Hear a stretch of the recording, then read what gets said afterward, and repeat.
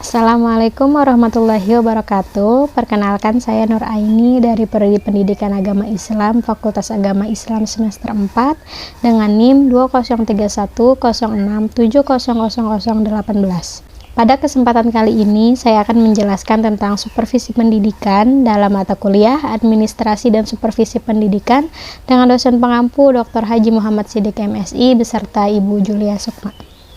Untuk yang pertama, ada pengertian supervisi. Secara morfologis, supervisi berasal dari dua kata bahasa Inggris, yaitu super dan vision. Super berarti di atas dan vision berarti melihat, tilik, dan diawasi. Jadi supervisi berarti melihat, menilik, dan mengawasi dari atas. Supervisi pendidikan adalah pembinaan yang berupa bimbingan atau tuntunan ke arah perbaikan situasi pendidikan pada umumnya dan peningkatan mutu mengajar dan belajar pada khususnya. Secara etimologi, supervisi diambil dalam perkataan bahasa Inggris, yaitu supervision, yang artinya pengawasan di bidang pendidikan. Untuk selanjutnya ada konsep supervisi. Yang pertama, konsep supervisi tradisional, yaitu pekerjaan inspeksi. Pekerjaan inspeksi yaitu mengawasi dalam pengertian mencari kesalahan dan menemukan kesalahan dengan tujuan untuk diperbaiki.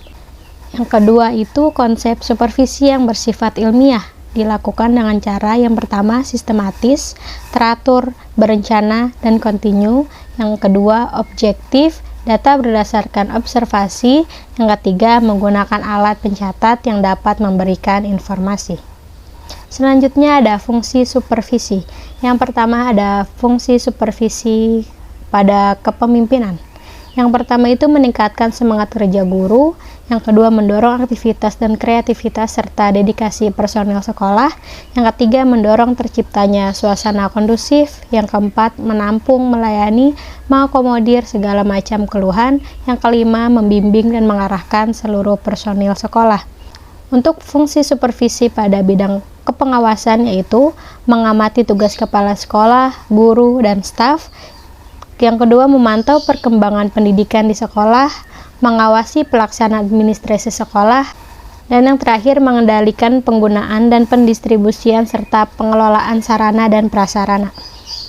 Fungsi supervisi untuk bidang pelaksanaan yaitu melaksanakan tugas supervisi sesuai ketentuan, mengamankan berbagai kebijaksanaan yang telah ditetapkan, yang terakhir melaporkan hasil supervisi kepada pejabat yang berwenang. Untuk supervisi pada bidang administrasi personel yaitu memilih personel yang memiliki syarat dan kecakapan. Yang kedua, menempatkan personel pada tempat dan tugas yang sesuai dengan kemampuannya. Yang ketiga, mengusahakan susunan kerja yang maksimal. Untuk fungsi supervisi pada bidang evaluasi, yaitu yang pertama, menguasai dan memahami tujuan pendidikan. Yang kedua, menguasai dan memiliki norma dalam penelitian. Yang ketiga, menguasai teknik-teknik pengumpulan data. Dan yang keempat, menafsirkan dan mengumpulkan hasil penelitian.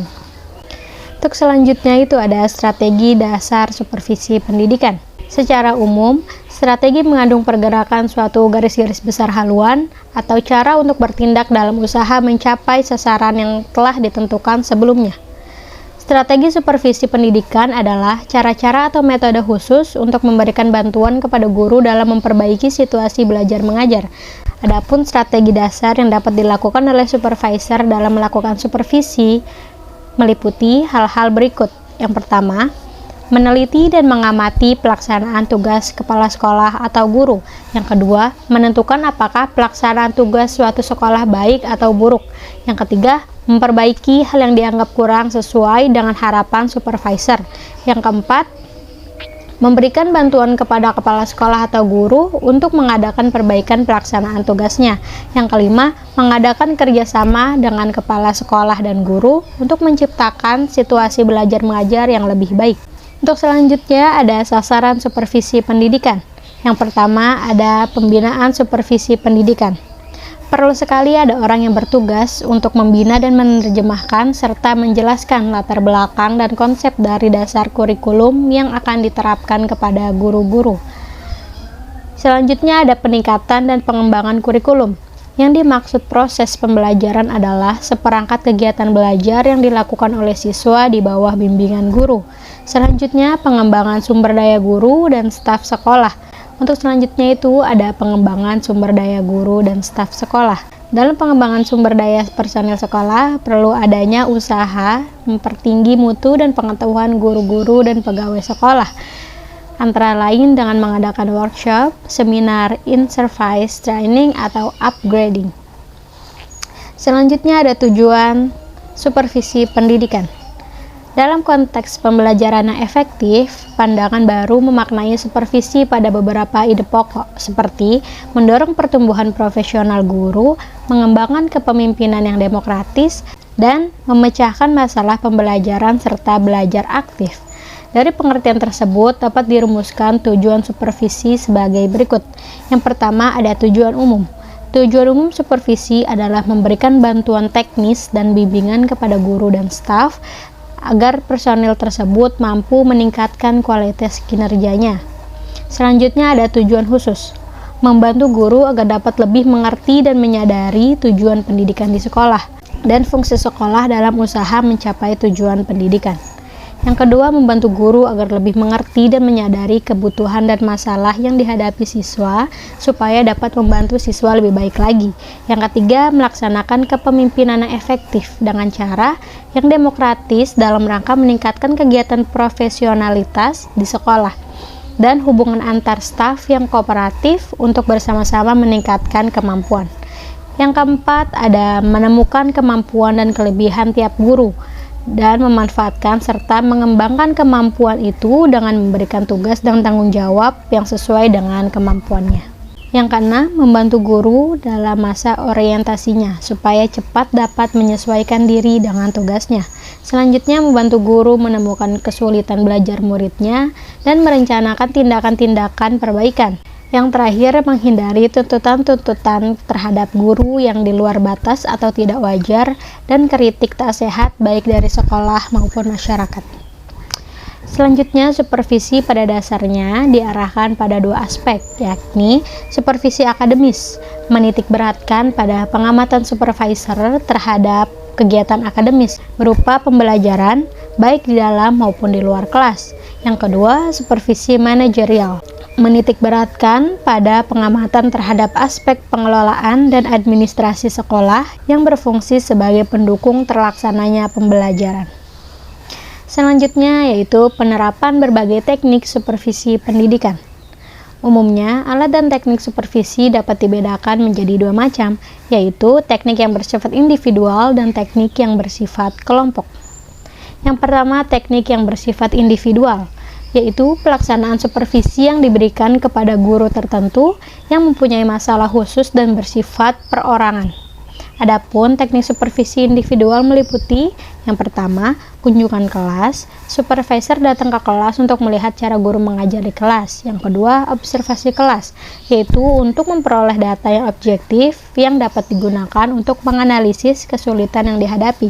Yang ketiga, percakapan pribadi adalah suatu pertemuan, percakapan, dialog, dan tukar pikiran antara supervisor dan guru.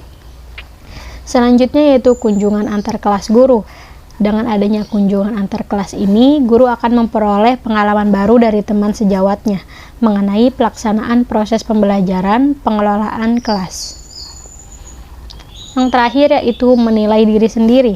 Penilaian terhadap diri sendiri merupakan teknik yang dapat membantu guru dalam pertumbuhannya. Selanjutnya yaitu teknik yang bersifat kelompok. Adalah satu cara untuk melaksanakan program supervisi yang ditujukan pada dua orang atau lebih, yaitu yang pertama, pertemuan orientasi bagi guru-guru, yang kedua, rapat guru, yang ketiga, studi kelompok antar guru, yang keempat, seminar, yang kelima, ada demonstrasi mengajar, dan lain-lain. Untuk metode yang ketiga yaitu monitoring dan evaluasi. Monitoring adalah suatu kegiatan yang ditujukan untuk mengetahui perkembangan pelaksanaan penyelenggaraan sekolah, apakah sudah sesuai dengan rencana, program, dan standar yang telah ditetapkan, serta menemukan hambatan-hambatan yang harus diatasi dalam pelaksanaan program.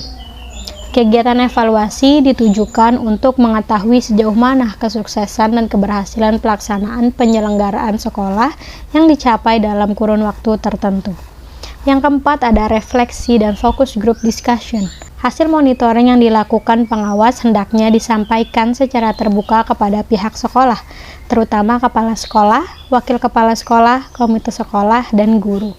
Secara bersama-sama, pihak sekolah dapat melakukan refleksi terhadap data yang ada dan menemukan sendiri faktor-faktor penghambat serta pendukung. Selanjutnya ada metode DLP. Metode DLP dapat digunakan oleh pengawas dalam membantu pihak sekolah merumuskan visi dan misi tujuannya. Langkah-langkah metode ini, yang pertama, mengidentifikasi individu atau pihak yang dianggap memahami persoalan dan hendak dimintai pendapatnya mengenai pengembangan sekolah. Yang kedua, masing-masing pihak diminta mengajukan pendapatnya secara tertulis tanpa disertai identitas. Yang ketiga, mengumpulkan pendapat yang masuk dan membuat daftar urutannya sesuai dengan orang yang berpendapat sama. Yang keempat, menyampaikan kembali daftar rumusan pendapat dari berbagai pihak tersebut untuk diberikan urutan prioritasnya. Yang kelima, mengumpulkan kembali urutan prioritas peserta dan menyampaikan hasil prioritas keputusan dari seluruh peserta yang diminta pendapatnya. Dan yang keenam ada workshop. Metode ini ternyata bersifat kelompok dan dapat melibatkan beberapa pihak, yaitu kepala sekolah, wakil kepala sekolah, dan perwakilan komite sekolah. Penyelenggaraan workshop ini tentu disesuaikan pada tujuan dan urgensinya, dan dapat diselenggarakan bersama kelompok kerja kepala sekolah atau organisasi sejenis lainnya. Cukup sekian penjelasan dari saya tentang supervisi pendidikan. Kurang dan lebihnya mohon maaf. Wabillahi taufiq wal hidayah. Wassalamualaikum warahmatullahi wabarakatuh.